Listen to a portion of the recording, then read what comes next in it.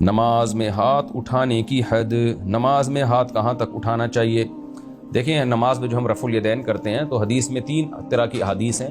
بعض میں آتا ہے فروع اذنیہ، شحمۃ اذنیہ اور منکبیہ، کہ نبی صلی اللہ علیہ وسلم نے ہاتھ اٹھائے منکبین کندھوں تک۔ بعض روایات میں آتا ہے شحمۃ اذنیہ، آپ نے کانوں کی لو تک اٹھائے۔ بعض میں فروع اذنیہ، کانوں کے کناروں تک اٹھائے۔ تو اس لیے اس بارے میں فقہا کے مختلف آراء ہیں۔ امام ابو حنیفہ رحمہ اللہ تعالیٰ کی کوشش یہ ہوتی ہے کہ تمام احادیث کو سامنے رکھ کر فیصلہ کریں۔ امام حنیفہ نے تینوں حدیثوں کو سامنے رکھا تو پھر یہ تعبیر کی ہے کہ کانوں کے جو آپ کے انگوٹھے ہیں نا، یہ کانوں کی لو تک ہوں گے، اور آپ کی انگلیاں کانوں کے اوپر کنارے تک ہوں گی، اور آپ کی ہتھیلی کندھوں تک۔ تو اس طرح جب ہاتھ اٹھائے جائیں تو تینوں حدیثوں پر عمل ہو جاتا ہے۔ یعنی جن صحابی نے ہتھیلیوں کا اعتبار کیا انہوں نے کیا کہا؟ نبی صلی اللہ علیہ وسلم نے کندھوں تک ہاتھ اٹھائے۔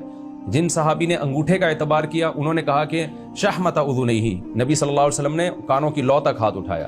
جن صحابی نے انگلیوں کی کناروں کا اعتبار کیا انہوں نے کہا کہ نبی صلی اللہ علیہ وسلم نے فروع اذنیہ، آپ نے کانوں کے اوپر کناروں تک ہاتھ اٹھایا۔ تو صحابی نے تعبیر میں فرق کیا ہے، لیکن غرض سب کی ایک ہی ہے۔ تو اس لیے راجح قول ہمارے نزدیک یہی ہے کہ آپ ایسے ہاتھ اٹھائیں کہ آپ کے یہ انگوٹھے یہ کانوں کی لو تک آ جائیں، ہتھیلیاں کندھوں تک آ جائیں گی، اور یہ انگلیاں کانوں کے اوپر والے حصے تک چلی جائیں گی۔ تو تینوں حدیثوں پر اس طرح سے عمل ہو جاتا ہے۔ اسی وجہ سے یہ ہمارے نزدیک یہ طریقہ سب سے افضل ہے۔